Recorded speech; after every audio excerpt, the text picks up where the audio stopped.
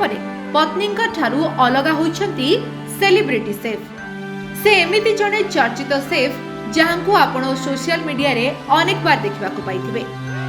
ଭିନ୍ନ ଭିନ୍ନ ଖାଦ୍ୟକୁ ନିଜ ଅନ୍ଦାଜରେ ନୂଆ କରି ବନେଇବା ରହିଛି ତାଙ୍କର ରୁଚି।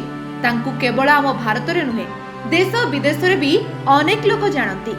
ସେ ଆଉ କେହି ନୁହେଁ, ସେ ହେଉଛନ୍ତି ସେଲିବ୍ରିଟି ସେଫ୍ କୁନାଲ କପୁର। 2008ରେ ସେ ଏକତା କପୁରକୁ ବିବାହ କରିଥିଲେ।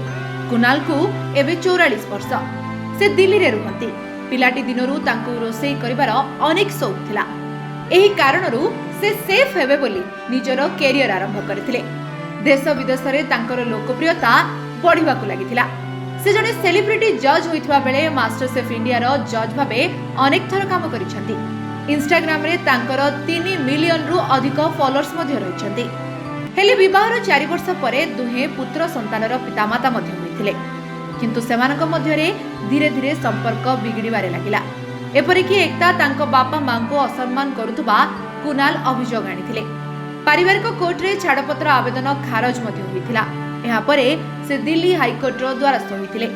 ସେଠାରେ ଶୁଣାଣି କରାଯାଇ କ୍ରୁରତା ଆଧାରରେ ତାଙ୍କ ପତ୍ନୀଙ୍କ ଠାରୁ ତାଙ୍କୁ ଛାଡ଼ପତ୍ର ମିଳିଯାଇଛି। ଏକତାଙ୍କ ବ୍ୟବହାର କୁନାଲଙ୍କ ପ୍ରତି ବିଲକୁଲ ବି ସହାନୁଭୂତିପୂର୍ଣ୍ଣ ନଥିଲା। ଏପରିକି ମିଛ ଅଭିଯୋଗରେ ତାଙ୍କର ବ୍ୟକ୍ତିଗତ ଛବି ଖରାପ କରିବାକୁ ଚେଷ୍ଟା କରିଥିଲେ ଏକତା। ତେବେ ଏଭଳି ମନ୍ତବ୍ୟ କୋର୍ଟ ଖୋଦ ଦେଇଛନ୍ତି।